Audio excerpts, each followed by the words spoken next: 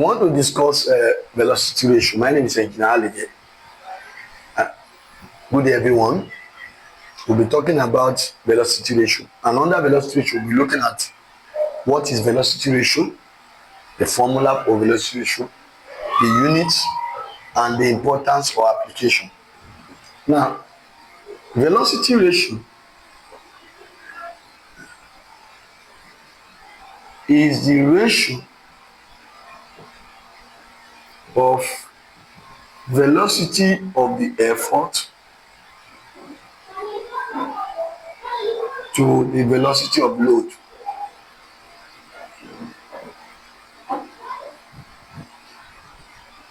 Now, if we want to say, okay, let's say VR is symbol, most of the times we always use to just short form of it. Velocity of the effort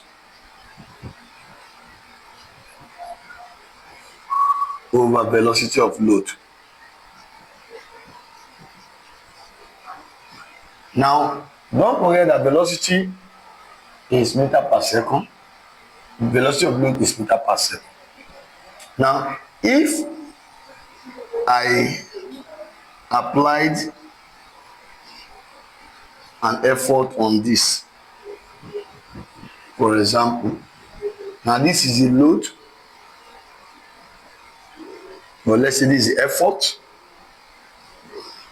and this is a load.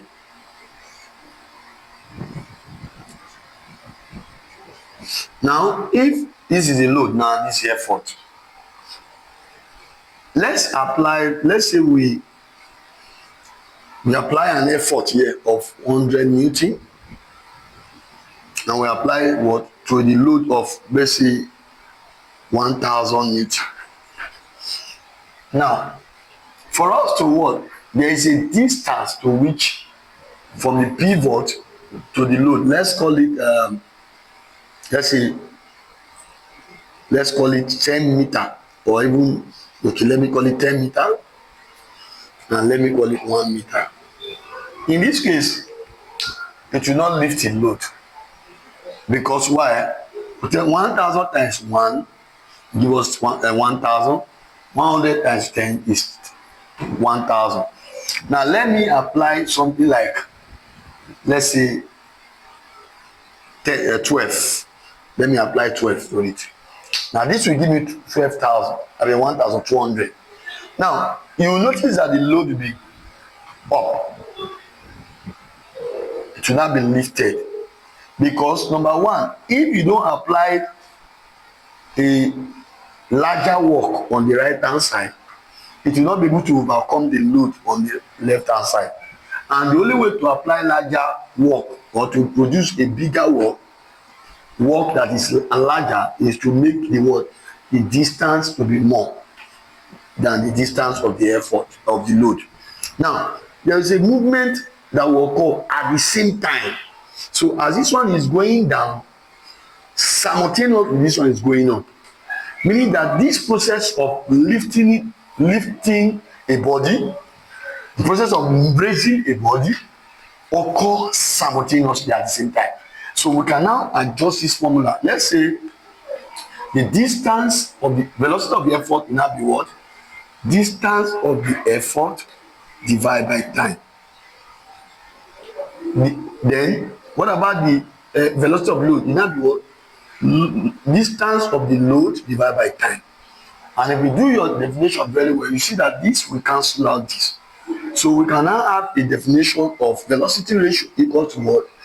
Distance of the effort over distance of load. Distance of load. So we have distance of effort over distance of load, from what we call velocity of effort over velocity of load. It has led us to this. Why? Because in process of raising a load, you end up cancelling the time, because the process of raising that load is also the process of using the effort to achieve that. So it occur at the same time. Now don't forget, this one is measured in meter, this one is measured in meter. So having given us the definition from here, we have also applied the formula of what? Of velocity ratio is this, and it's also the formula is also this. So I've achieved these two now, 1 and 2. Now the next thing is, what is the unit of velocity ratio?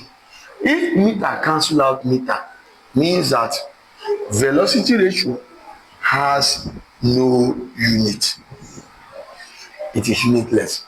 Now, in other words, let me add to this. Don't forget, velocity ratio is not a scalar. Velocity ratio is not a scalar. It's not a scalar. So take note of that. Then lastly, let's talk about the importance of velocity ratio. Now, velocity ratio, the distance moved by effort by the distance of the effort is always greater than the distance of load in order to lift the load, like what I just showed you now. Now, in that case, if the distance of the effort is greater than the distance of the load, it will not be greater than 1. So that means the velocity ratio is always greater than 1 in order to achieve a load to be lifted. So that is also that. Now, in trying to make velocity ratio greater than 1, we now say that such as what we call it a force multiplier. Velocity ratio is a force multiplier in the sense that it is used what the smaller force to achieve when raising a bigger load. So in doing that, we say this one velocity ratio is a what? A force multiplier, because you use smaller effort to achieve a bigger load. So you transmit smaller effort in overcoming the smaller bigger load.